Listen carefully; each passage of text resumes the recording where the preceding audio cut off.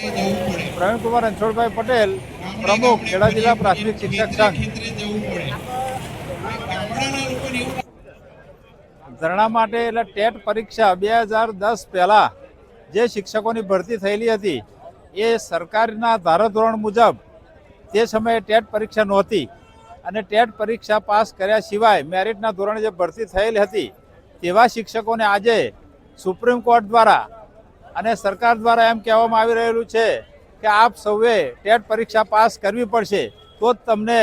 આગળના ઉત્તરના કે પેન્શન નિવૃત્તિ ગ્રેજ્યુએટના લાભો મળશે। એટલે એ બાબત ખરેખર આ શિક્ષક કર્મચારીઓ માટે હળાહળ અન્યાય કરતા બાબત છે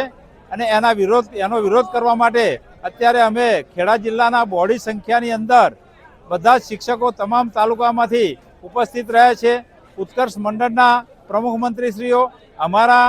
ખેડા જિલ્લા પ્રાથમિક શિક્ષક સંઘના તમામ ઘટક સંઘના પ્રમુખ મંત્રીશ્રીઓ તથા તમામ હોદ્દેદારો અત્રે ઉપસ્થિત રહી અને આ કાર્યક્રમને સફળ બનાવવાના પ્રયત્નો ચાલી રહ્યા છે। અહીંયાથી અમે આ બાબતનું કેન્દ્ર સરકારને અને રાજ્ય સરકારને આ બાબતનું અલ્ટિમેટમ આપવા માટે આવેદનપત્ર કલેક્ટર સાહેબશ્રીને, સાંસદ સભ્ય સાહેબશ્રીને, મંત્રીશ્રીને તથા જિલ્લાના તમામ ધારાસભ્ય સાહેબશ્રીઓને અમે આ આવેદનપત્ર સુપ્રત કરવાના છીએ। તો આગામી સમયની અંદર અમારા AIPTF એટલે અખિલ ભારતીય પ્રાથમિક શિક્ષક સંઘ જે કંઈ આદેશ કરશે